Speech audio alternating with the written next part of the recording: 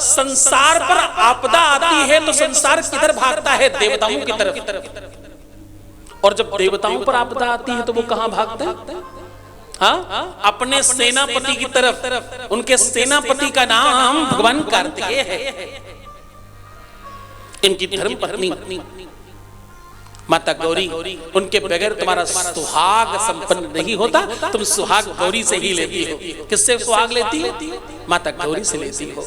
परांबा भुवनेश्वरी आदि शक्ति माता दुर्गा के चरणों में नमन करती हो तुम, और बारंबार गौरी को प्रणाम करती हो। वो उन्हीं का स्वरूप है जो दुनिया में सर्वस्व छोड़कर खड़ा है। वो दुनिया में सबसे बड़ा है, वही महादेव है। न इनका कोई लोक है, न इनका कोई अपना अलग से प्रबंध है। ये तुम्हारे ही लोक में रहते हैं, धरती लोक में रहते हैं। यही कैलाश पर उनका वास है। और उसके बावजूद सबसे बड़े हैं। ऐसा अद्भुत और ऐसा अलौकिक दर्शन आपको दुनिया में और कहीं नहीं मिलेगा। यहाँ सुख और दुख एक साथ रहते हैं। यहाँ रात्रि और दिन एक साथ रहते हैं। यहाँ असमंजसता और सामंजस्य एक साथ रहते हैं। ऐसा परिवार है। यहाँ सर्प और चूहा एक साथ रहता है। चूहे को सांप देख ले तो क्या करेगा मालूम? अगर सुबह सुबह देखा, अगर ब्रेकफास्ट नहीं किया तो लंच में तो खा ही लेगा। परम संतोषी सर्प होगा तो हो सकता है ब्रेकफास्ट में छोड़ दे, लेकिन लंच में तो भक्षण कर ही लेगा। लेकिन इनके परिवार में चूहा बाबा गणेश का वाहन है और सर्प भगवान शंकर का आयुध है, और दोनों एक साथ सानंद रहते हैं। यहाँ कोई विवाद नहीं, यहाँ कोई झगड़ा नहीं।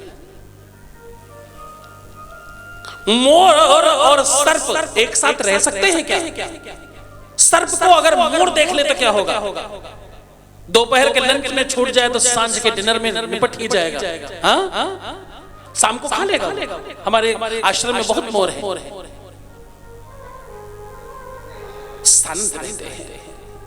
एक ही ये अच्छा है, ये बुरा है, ये काला है, ये नीला है, ये फलाना है, ये झगड़ालू है, ये ऐसा है, उन्होंने ऐसा कह दिया, उन्होंने वैसा कह दिया।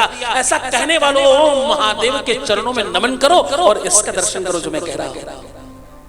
यहाँ सांप और चूहा, यहाँ सर्प और मोर एक साथ रहते हैं। इतना ही नहीं, यहाँ मोर और बैल भी एक साथ रहता है। हाँ, मोर भगवान कार्तिकेय का वाहन है और नंदी सर भगवान शंकर के वाहन, दोनों एक साथ रहते हैं। सानंद रहते नहीं, सानंद रहते एक साथ। और एक बार भगवान शंकर के साथ विष और अमृत एक साथ रहता है। क्या? विष और अमृत भी एक साथ रहता है। भगवान शंकर के गले में क्या है? उन्होंने विषपान करके कहां रखा है? कंठ में।